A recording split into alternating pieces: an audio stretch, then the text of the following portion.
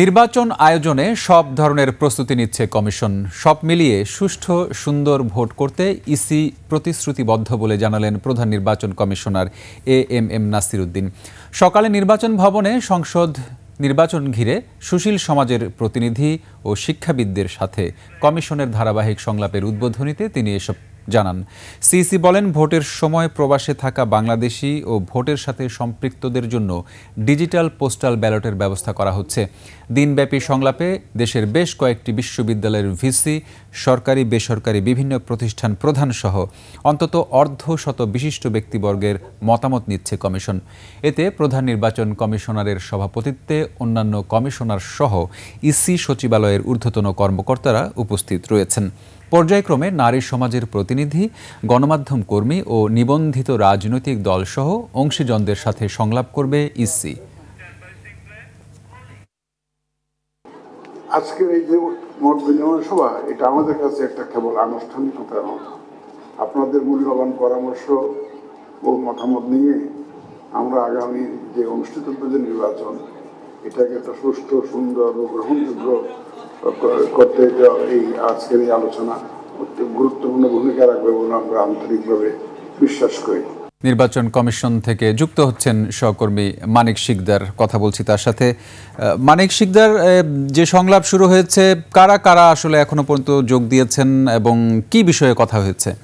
Doctor, আপনি জানেন যে ত্রয়োদশ জাতীয় সংসদ নির্বাচন উপলক্ষে আসলে সুশীল সমাজ এবং বুদ্ধিজীবী যারা আছেন, দেশের প্রথিতযশা বুদ্ধিজীবীরা, তাদেরকে নিয়ে আসলে নির্বাচন কমিশনের আজকের এই সংলাপ আয়োজন করা হয়েছিল এবং এখানে সংলাপে আমন্ত্রণ জানানো হয়েছিল 30 জনের মতো, কিন্তু অর্ধেকের মতো উপস্থিত হয়েছেন। এর মধ্যে উল্লেখযোগ্য কয়েকজন ব্যক্তি আছেন, যিনি রাশেদা চৌধুরী, রুবাইত হাসান, সোহরাব হোসেন সহ আমরা দেখেছি 13 জন এখানে উপস্থিত হয়েছেন। এবং প্রধান নির্বাচন কমিশনার শুরুতেই যে আলোচনাটা তুলেছিলেন যে একটি নির্বাচন সুষ্ঠু করতে গিয়ে কি কি করা প্রয়োজন, এক্ষেত্রে আসলে বুদ্ধিজীবীরা কি ভাবছেন, সেই সমস্ত বিষয় আসলে জানতে চেয়েছিলেন এই সমস্ত বুদ্ধিজীবীদের কাছে।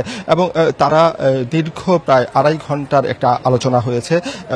সকাল 10:30 থেকে শুরু হয়ে প্রায় 2টা কিছুক্ষণ আগে শেষ হলো। এই যে আলোচনাটা, এই আলোচনায় ঘুরে ফিরে যে বিষয়টি বারবার উঠে এসেছে সেটা হচ্ছে একটি সুষ্ঠু, অবাধ এবং গ্রহণযোগ্যমূলক নির্বাচন যেন অনুষ্ঠিত হয় এবং নির্বাচন কমিশন যেন কোনোভাবেই কোনো বিশেষ শক্তি দ্বারা বা সরকার দ্বারা প্রভাবিত না হয়ে থাকে এবং নির্বাচন কমিশন যেন স্বাধীন একটি কমিশন হিসেবে কাজ করে, এটাই আসলে বারবার তুলে ধরা হয়েছে। আমরা যেটা রাশেদা চৌধুরী, উনি আলোচনা শেষ করার পরে এসে একটা ব্রিফিং করেছেন, উনি যেটা বলেছেন যে এবারে নির্বাচনে যেন যে লক্ষ্য উদ্দেশ্য নিয়ে জুলাই বিপ্লব হয়েছিল বা এই অভ্যুত্থান হয়েছিল, সেই অভ্যুত্থানের চাহিদা অনুযায়ী তরুণ প্রজন্মের যারা ভোটার আছে তাদের অধিকার বা তাদের যে নেতৃত্ব দেওয়ার মতো যে সক্ষমতা, সেগুলো যেমন থাকবে, পাশাপাশি নারীর অধিকার বা নারীর ক্ষমতায়ন বৃদ্ধির জন্য তিনি পরামর্শ দিয়েছেন। সেই সাথে যারা প্রতিবন্ধী আছে, বিশেষ করে আদিবাসী বা পাহাড় অঞ্চলে যারা বসবাসরত আছে, তাদেরও যেন ভোটাধিকার এবং তাদেরও যেন ক্ষমতায়ন নিশ্চিত করা যায়, এটা কিন্তু বারবার বলেছেন।